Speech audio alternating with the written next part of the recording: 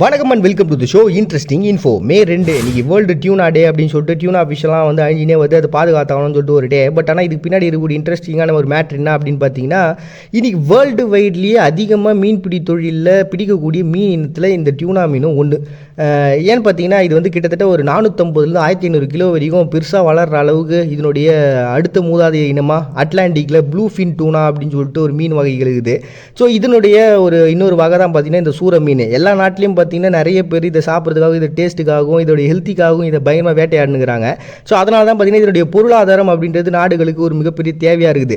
But ஆனால் நடுவில் என்ன பண்ணாங்கன்னா, இந்த மாதிரி மீனை வந்து நம்ம சாப்பிட்டுனே இருக்கிறோம், அதை வளர்க்கலாம் அப்படின்னு சொல்லிட்டு ஒரு பிளானை போட்டு திட்டங்களை போட்டு அப்படின்றது பார்த்தீங்கன்னா, அதாவது இவங்க விடக்கூடிய அந்த டியூனா மீனோட எண்ணிக்கைன்றது இவங்க எடுத்து சாப்பிட்ற டியூனா மீன் எண்ணிக்கை விட ரொம்ப கம்மியாக இருந்தால் என்ன பண்ணுறது. ஸோ அதனால் அதில் ஒரு மாற்றத்தை கொடுக்கணும், ஒரு விழிப்புணர்வை ஏற்படுத்தணும் அப்படின்றதுக்காக இந்த டியூனா சங்கத்தால் உருவாக்கப்பட்டதுனா தான் பார்த்தீங்கன்னா வேர்ல்டு டியூனா டே அப்படின்னு சொல்லிட்டு ஒரு டே வந்து செலிப்ரேட் பண்ணுறாங்க May 2. Next scurvy awareness day அப்படின்னு சொல்லிட்டுங்க. இந்த ஸ்கர்வி அப்படின்றது ஒரு பயங்கரமான நோய், ஒரு பெரிய லெவலில் பாதிப்பை மக்களுக்கு கொடுத்த 18ஆம் நூற்றாண்டில் ஏற்படுத்தின ஒரு நோய்.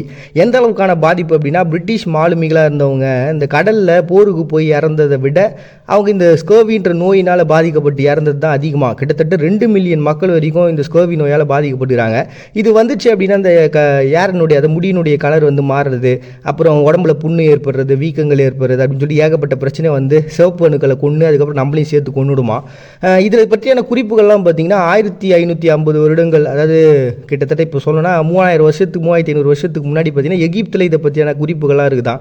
அதேமாதிரி ஹிப்போகிராப்டஸ் அப்படின்னு சொல்லக்கூடிய நம்ம கிரேக்க தத்துவஞானியாக இருந்தார் தெரியுங்களா, அவருக்கும் இதை பற்றின குறிப்புகள் இருக்குது. சீனா கூட இது என்ன பண்ணியிருக்காங்கன்னா, அவங்க மாலுமிகள் கப்பலில் போகும்போது இஞ்சியும் கூடவே எடுத்துன்னு போவாங்களாம் இந்த நோயை வந்து கண்ட்ரோல் பண்ணுறதுக்கு. ஸோ அப்பத்துலேருந்து இப்போ வரைக்கும் ஏகப்பட்ட குறிப்புகள் இருக்குது ஏகப்பட்ட நாடுகளில்.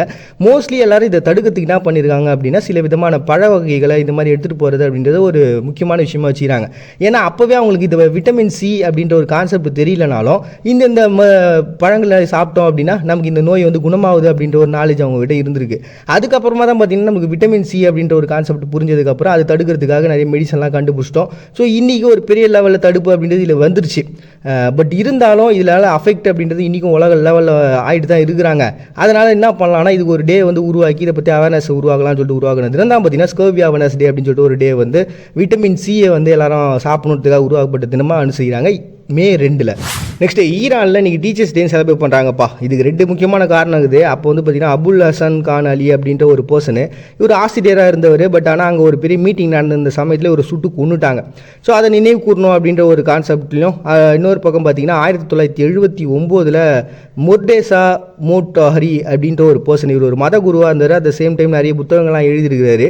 பட் ஆனால் இவருடைய இந்த கருத்துக்கெல்லாம் புரியாத சில பேர் என்ன பண்ணாங்கன்னா இவருக்கு சுட்டு கொண்டுட்டாங்க. இப்படி 2 முக்கியமான பர்சன்ஸையும் வந்து நினைவு கூறணுன்றதுனால இந்த டீச்சர்ஸ் டே அப்படின்னு சொல்லிட்டு ஒன்று அவங்கள நினைவுக்கு வந்து உருவாக்கி வச்சிருக்காங்க ஈரானு மே 2.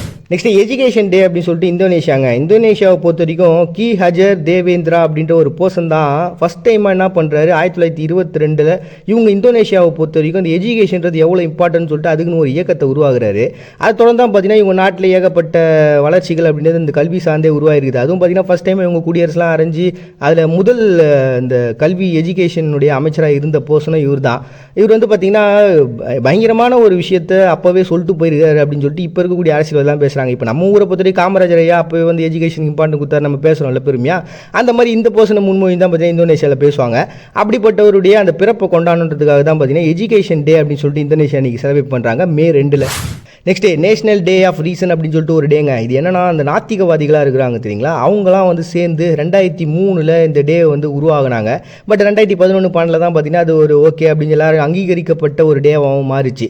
இது எதனால் உருவாக்கப்பட்டது அப்படின்னு பார்த்தீங்கன்னா, இந்த ப்ரேலாம் பண்ணுறது இல்லாட்டி மத வழிபாடுகள் பண்ணுறது இதெல்லாம் நமக்கு இன்ட்ரெஸ்ட் இல்லைப்பா, எங்களுக்கு தனியாக விட்டுருங்க, எங்களுக்குன்னு சில கான்செப்ட்லாம் இருக்குது அப்படின்னு சொல்லிட்டு இந்த நாத்திகவாதிகள் சொல்கிறாங்க இல்லையா, அவங்களுடைய சங்கத்துக்காக உருவாக்கப்பட்டது தான். பட் இதே டேட்டில் பார்த்தீங்கன்னா என்ன பண்ணுறாங்கன்னா, இந்த பாருங்க, நீங்கள் இந்த டாக்டர் வந்து கொடுக்குற மெடிசன்லையோ இல்லை டாக்டராலேயோ நம்ம சொந்தக்காரங்களாலேயோ மற்றவங்களாலேயோ கொடுக்க முடியாத ஒரு நம்பிக்கையை நாங்கள் ப்ரே பண்ணுறதுனால எங்களுக்கு கிடைக்குதுன்னா நாங்கள் ஏன் அதை பண்ணக்கூடாது அப்படின்ற ஒரு கான்செப்டை பார்த்தீங்கன்னா இதுக்கு ஆப்போசிட்டாக இன்றைக்கி இன்னொரு டே உருவாகிட்டாங்க, டே ஆஃப் ப்ரேயர் அப்படின்னு சொல்லிட்டு. இப்போ இவங்க என்ன பண்ணுவாங்கன்னா, நாங்கள் எந்த வழிபாடு பண்ண மாட்டோன்னு இருப்பாங்க. இவங்க பார்த்தீங்கன்னா வழிபாடு பண்ணுறது நல்லது அப்படின்னு சொல்லிட்டு அந்த வழிபாடு பண்ணிட்டு இருப்பாங்க. இப்படி ஒரு முரண்பட்ட ஒரு நாளாக தான் பார்த்தீங்கன்னா இன்றைக்கி நேஷனல் டே ஆஃப் ரீசன் அப்படின்னும் டே ஆஃப் ப்ரேயர் அப்படின்னு சொல்லிட்டு ஒரு டே வந்து செலிப்ரேட் பண்ணுறாங்க அமெரிக்காவில் மே 2. நெக்ஸ்ட் போலாந்தில் ஃப்ளாக் டே, அப்புறம் டிசப்போரா டே அப்படின்னு சொல்லிட்டு ஏதோ பேருங்க, எனக்கு சரியாக ஸ்பெல் பண்ண வரல. சரி விடுங்க. இதுக்கு என்ன கான்செப்ட் அப்படின்னா, இந்த புலம்பெயர்ந்தவங்களால் உருவாக்கப்பட்ட ஒரு நாள் தாங்க. அந்த யூதர்கள் அதிகமாக பாதிக்கப்பட்டாங்க ஹிஸ்ட்ரியில் அப்படின்னு சொல்லிட்டு நம்ம பார்த்துருப்போம் தெரியுங்களா. ஸோ அவங்க தான் பார்த்தீங்கன்னா இப்படி பல நாடுகளில் போய் தஞ்சம் புகுந்து அங்கே நாடுகளில் வந்து வாழ்ந்துருக்காங்க. அதுவும் இல்லாமல் இந்த நாட்டினுடைய வளர்ச்சியில் நாங்களும் பயங்கர இம்பார்ட்டன்ஸ் கொடுத்துருக்குறோம் அப்படின்றத அவங்க சொல்லக்கூடிய ஒரு நாள். ஸோ அப்படி சிறந்தவங்களாம் வந்து பாராட்டி அவங்கள கௌரவிச்சு அவங்களுக்குன்னு சொல்லி விருதுகள்லாம் கொடுக்கக்கூடிய ஒரு நாளாகவும் வச்சிருக்கிறாங்க இந்த நாளை. ஸோ அப்படி இந்த புலம்பெயர்ந்தவங்களுக்காக உருவாக்கப்பட்ட ஒரு நாள் தான் பார்த்தீங்கன்னா இந்த டேவாக இருக்குது. அட் த சேம் டைம் நீங்கள் அந்த டே வந்து வேற ஒன்றாவும் செலிப்ரேட் பண்ணுறாங்க, ஃப்ளாக் டே அப்படின்னு சொல்லிட்டு. நெக்ஸ்ட் வேர்ல்டு பாஸ்வேர்ட் டே அப்படின்னு சொல்லிட்டுங்க. இது வந்து ஒரு தனியார் நிறுவனத்தால் உருவாக்கப்பட்டது தான். பட் ஆனால் நல்ல கான்செப்ட். ஏன்னா நிறைய பேர் வந்து என்ன பண்ணியிருப்பாங்கன்னா பேங்க்கில் அக்கௌண்ட் வச்சுருப்பாங்க, பாஸ்வேர்டு மாற்றாமே பல வருஷங்களாக யூஸ் பண்ணிருப்பாங்க. பட் இதெல்லாம் வந்து ஒரு சரியான விஷயம் இல்லை, அது நம்மளுடைய பாதுகாப்பான ஒரு வே கிடையாது, அதை மாற்றுங்க அப்படின்னு ஒரு விழிப்புணர்வு ஏற்படுத்துகிற நாள் தாங்க. ஸோ அதனால் நீங்கள் வந்து பாஸ்வேர்டெலாம் மாற்றாமல் யாரா இருந்தீங்கன்னா போய் எல்லாத்துக்கும் பாஸ்வேர்டு மாற்றிட்டு நீங்கள் செக்யூராக தான் இருக்கிறீங்களா அப்படின்றது முதல்ல தெரிஞ்சுக்கிட்டிங்கன்னா போதும் அப்படின்னு சொல்லக்கூடிய ஒரு நாளாக வேர்ல்டு பாஸ்வேர்ட் டே அப்படின்னு சொல்லிட்டு ஒரு டே வந்து செய்கிறாங்க மே 2. என்னை பொறுத்த வரைக்கும் வெற்றியை விட தோல்வி தான் பயங்கர சிறந்தது. ஆறுதலுக்காக இந்த விஷயத்த சொல்ல, வெற்றி நம்மளை ஒரே இடத்துல தங்க வச்சிடும். பட் ஆனால் தோல்வி என்ன பண்ணோன்னா, நம்ம இதுக்கான ஆட்கள் இல்லை, இதை விட பெஸ்ட்டான ஒரு பர்சன் தான் அப்படின்றது நமக்கு உணர்த்தோம் அப்படின்னு நான் நினைக்கிறேன். அதனால் வெற்றியை விட தோல்வி தான் மிக சிறந்ததாக பார்க்குறேன்ப்பா. மறுபடியும் எல்லாரும் நாளைக்கு சந்திக்கிறாரு. உங்கள்கிட்ட விடுபடுறது அவங்க பாண்டிய நீங்கள் பார்த்துட்டு இருக்கீங்க. இந்த நிகழ்ச்சி இன்ட்ரெஸ்டிங் இன்ஃபோ.